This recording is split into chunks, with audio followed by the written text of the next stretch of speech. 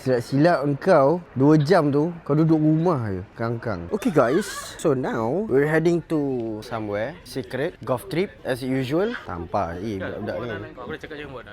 Tak apalah. Saya sekala aku main golf hantar dia orang jap pergi main jungle. Okay, so dekat M15. So dekat sini ada downtrend disebabkan nanti aku dah nak naik flight. Aku tak nak bazir masa aku tau. Walaupun flight aku tu 2 jam, aku tahu dalam masa 2 jam tu ada potential untuk buat duit yang banyak. Kita ikut dia downtrend. M15 pun dah collect SBR punya zone. Ni macam korang tengok kat sini. So kita dah terlambat sikit lah entry, tapi it's never too late. So ni dah satu entry. Oh, auto profit terus. Outing pula. Okay, tak apa, kita ada 2 jam. Aku entry dulu. Nanti kita tengok macam mana.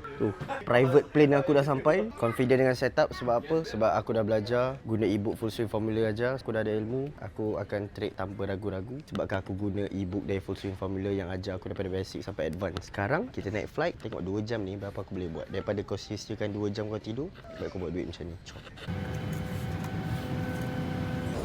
We're here. 3 golf set selamat mendarat di mana? Tunggulah. Woohoo. Darmawi. Selamat. Thank you kan belanja semua.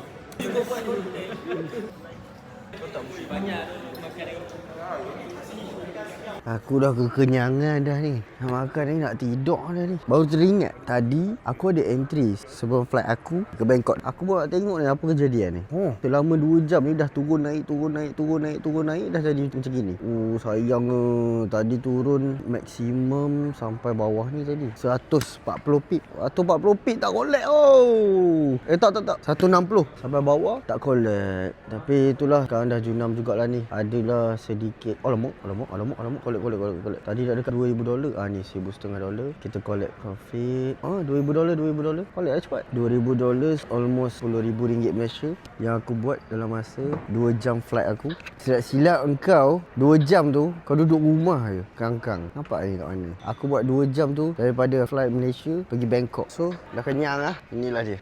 Tak habis internet lag. So ni ada cara aku buat RM10,000 dalam masa beberapa jam. Auto close satu-satu. Ada cara dia. Cara dia link kat bio, tekan 3 titik kat atas, tekan open in browser. Ciao.